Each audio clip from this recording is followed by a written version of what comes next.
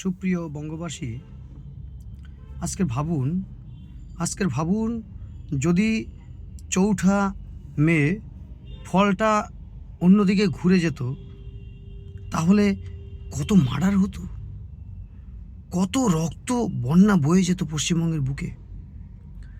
সুপ্রিয় দর্শকবৃন্দ, আপনারা শুনলে অবাক হয়ে যাবেন। আমি পরশুদিন একটি সূত্রে খবর পেলাম, ৪ তারিখ থেকে ১১ তারিখ পর্যন্ত বিভিন্ন জায়গায় হোটেল বুক করে রাখা হয়েছিল।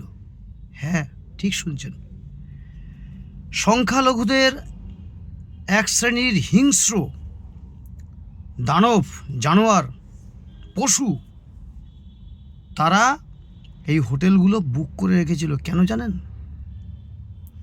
আমাদের সনাতন ধর্মের মা, বোন, দিদিদেরকে গণধর্ষণ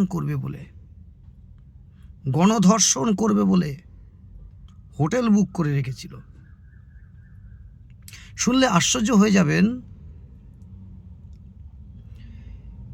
বিভিন্ন জায়গায় একেবারে পরিকল্পনা মাফিক, টোটালি টার্গেটেড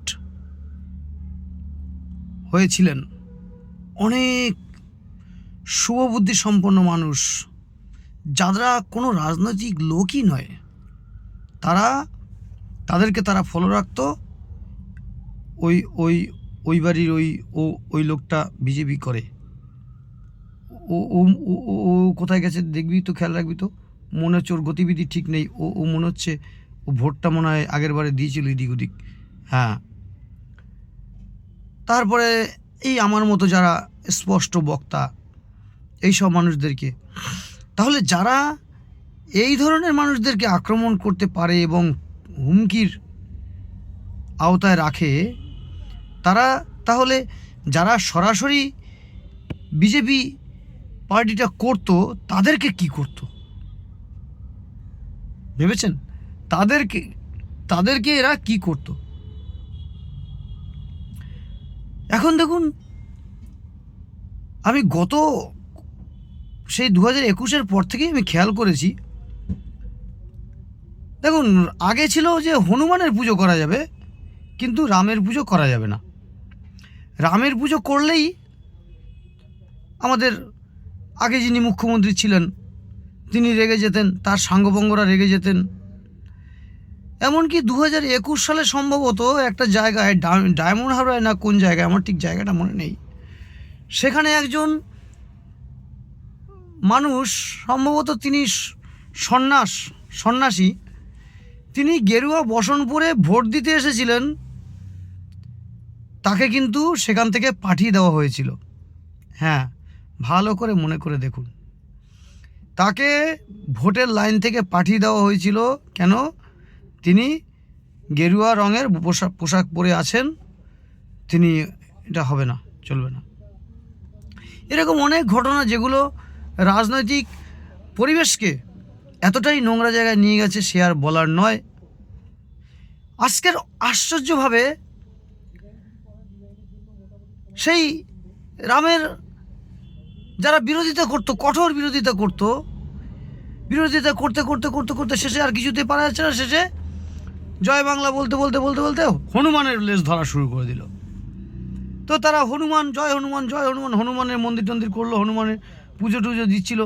কায়দাগুলো দেখুন, নীল আবির মাখতো, নানান রকম রাজনৈতিক যেখানে আর কি লালসা আছে, রস পায়েস আছে, সেখানে তারা ছোটাছুটি করতো। আর জয় বাংলা সাথে দেখলো যে রামের এত জনপ্রিয়তা হয়ে যাচ্ছে, তা রামের কাছে তো যাওয়া যাবে না, রাম তো ভারতীয় জনতা পার্টির মতো হয়ে গেছে, তাহলে হনুমানের লেজ ধরা যাক। তো হনুমানের লেজ ধরে তারা একেবারে সরাসরি গেরুয়া হতে পারেনি, কিন্তু হলুদ রং মেখে নাচানাচি করত। পরবর্তীতে আমরা কি দেখলাম? দেখলাম রামের জনপ্রিয় হয়ে যাওয়াতে এখন আর কিছুতেই করা যাচ্ছে না, একেবারে সবাই মিলে জয় শ্রীরাম শুরু করলো। কিন্তু একটা ভয়ানক সংখ্যার মানুষ ছিল যারা কিন্তু পুরো তকে রেখেছিল। এই রাম ভক্তদের মারবই মারব। এরা কিন্তু হনুমান, কিন্তু ভয়ানক হনুমান। সেই হনুমানগুলো 4 তারিখের ফল বেরোনোর পর থেকে হঠাৎ করে রাম ভক্ত হয়ে গেল। রাম ভক্ত তো হনুমান, কিন্তু এরা ছিল হনুমান ভক্ত। তাহলে হনুমান ভক্ত সরাসরি হনুমান হয়ে গিয়ে, ভয়ানক হনুমান হয়ে গিয়ে রাম ভক্ত সেজে ভারতীয় জনতা পার্টির সদস্য মনে করে সমাজে তাণ্ডব চালানো শুরু করলো। এখন আস্তে আস্তে তারা সাজু সেজে তারা কিন্তু ভারতীয় জনতা পার্টির সাথে যারা দীর্ঘদিন ধরে জড়িত ছিল, সংগ্রাম করেছে, লড়াই করেছে, আমার কথা বাদ দিন, আমি তো রাজনৈতিক ব্যক্তিত্ব নই, তাদের সাথে একটা মানে কীরকম পাশে গিয়ে কেমন আছিস এই সেই হ্যান ত্যান। আর ভারতীয় জনতা পার্টির ঊর্ধ্বতন কর্তৃপক্ষ এবং বর্তমান পশ্চিমবঙ্গ সরকার তো স্ট্রিক্টলি বলে দিয়েছেন যে কোনো রকম কোনো হিংসা, মারামারি, দাঙ্গাদাঙ্গি করা চলবে না। কিন্তু তার মানে এটা নয় যে যারা দীর্ঘদিন ধরে মানুষকে চোখ রাঙিয়েছে, ভয় দেখিয়েছে, খুনের হুমকি দিয়েছে, রাজ্য জুড়ে সন্ত্রাস চালিয়েছে, অস্ত্র রেখেছিল, তাদেরকে কিন্তু আইনের আওতায় আনতেই হবে। আর যারা নিচু তলায় সন্ত্রাস চালিয়েছে, সাধারণ ধরুন আমার মতো মানুষকে থ্রেট করার পরিকল্পনা করেছিল, বা যারা সাধারণ মানুষ ভারতীয় জনতা পার্টিকে ভোট দিত বা সমর্থন করত, তাদেরকে হুমকি টুমকি দিত, তাদেরকেও কিন্তু জনসমক্ষে এনে তারা কি করেছিল সেইগুলো প্রকাশ্যে এনে সবার সামনে সেই চিত্র তুলে ধরে তাদেরকে কিন্তু ভুল স্বীকার করতে হবে, এবং যা যা করণীয় করে তাদেরকে কিন্তু সরাসরি ভারতীয় জনতা পার্টিতে না নেওয়ার জন্যই আমি অনুরোধ করব। আমি অনেক জায়গায় খবর পাচ্ছি, কেন আপনারা এরকম কেন করছেন? যারা কালকের অবধি হনুমান ভক্ত ছিল, হনুমান ভক্ত হয়ে রাম ভক্তদের মারত ধরে, আর সে এখন সরাসরি পবিত্র হনুমান হয়ে গেছে। হনুমান হয়ে গিয়ে রামের লেজ ধরে টানাটানি করছে, এখন নিজেই রাম সেজে যাওয়ার চেষ্টা করছে।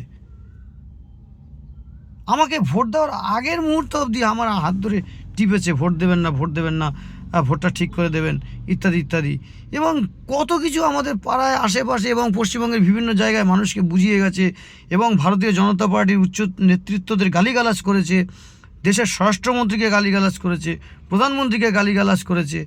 আমাদের যে পার্শ্ববর্তী, আমাদের যে অঞ্চলের যে বর্তমানে জয়ী বিধায়ক শ্রদ্ধেয় দেবাশিস ধর মহাশয়, তার সম্পর্কে কথাবার্তা বলেছে, শীতলকুচির ঘটনার সাথে তাকে জড়িয়ে, তিনি যেহেতু একজন IPS অফিসার ছিলেন। এই ধরনের মানুষদের সাথে যারা দীর্ঘদিন রাজনীতি করে এসেছে, তাদেরকে কেন ভারতীয় জনতা পার্টিতে আপনারা নিচ্ছেন? কেন নিচ্ছেন? আমাদের মতো সাধারণ মানুষের, যারা দীর্ঘদিন ধরে বাড়িতে বসে সাধনা করত, এই পশ্চিমবঙ্গের একটা পরিবর্তন হোক, এই পশ্চিমবঙ্গে একটি সুশাসন আসুক, আপনারা কি মনে করছেন এই মানুষগুলো যদি এসে দলের ভিতরে প্রবেশ করে, দলের ভিতরে শৃঙ্খলা সুশাসন বজায় থাকবে? তো আপনি ভাবছেন যে না, একটু সিস্টেমটা চালু হয়ে যাক, ওরা সব করে দেবে, আমরা একটু পড়বো, ওরা তো লাইন গার্ড বোঝে।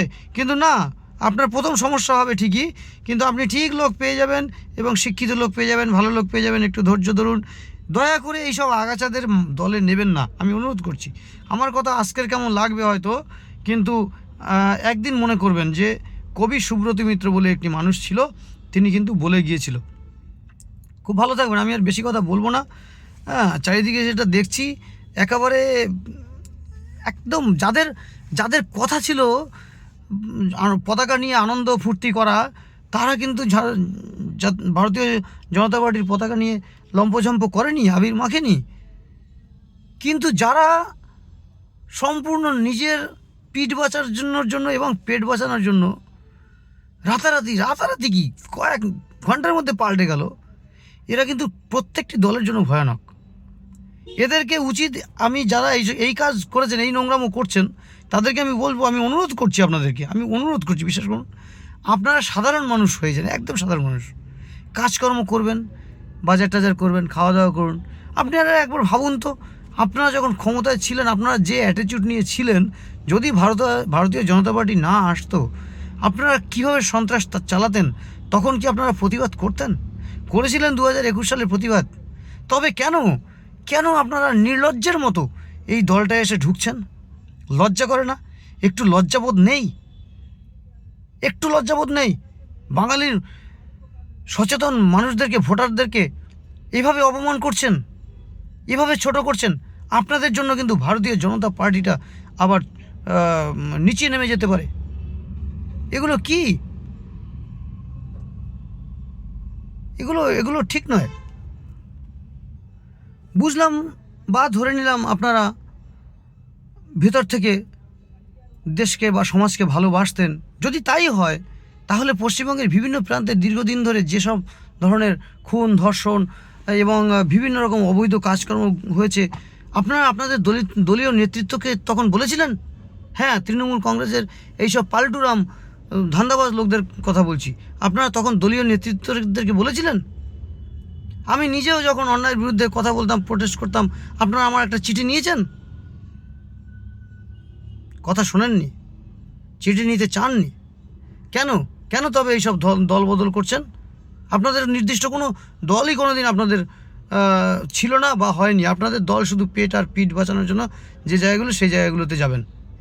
হ্যাঁ, যদি বলেন আমার কথা, আমি আজ থেকে 15 বছর আগেও কিন্তু আন্দোলনের পথে ছিলাম, অন্যায়ের বিরুদ্ধে প্রতিবাদ করেছি, যার পরিপ্রেক্ষিতে তৎকালীন সময় মনে হয়েছে তখনকার যে পরিবর্তিত রাজনৈতিক দল তৃণমূল কংগ্রেস, সেই দলের আমি সমর্থক।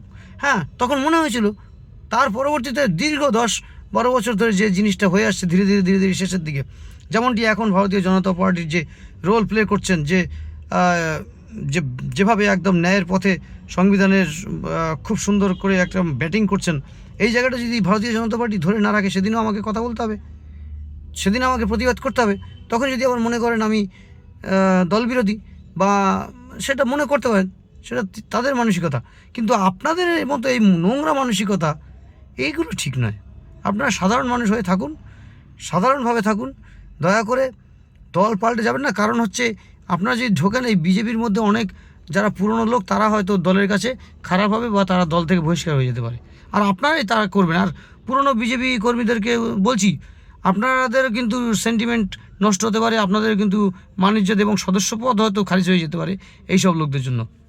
খুব ভালো থাকবেন, ধন্যবাদ। অনেক কথা বলার ছিল, আবার পরবর্তীতে বলবো। খুব ভালো থাকবেন, এইসব বিষাক্ত লোকদের থেকে দূরে থাকুন। ধন্যবাদ।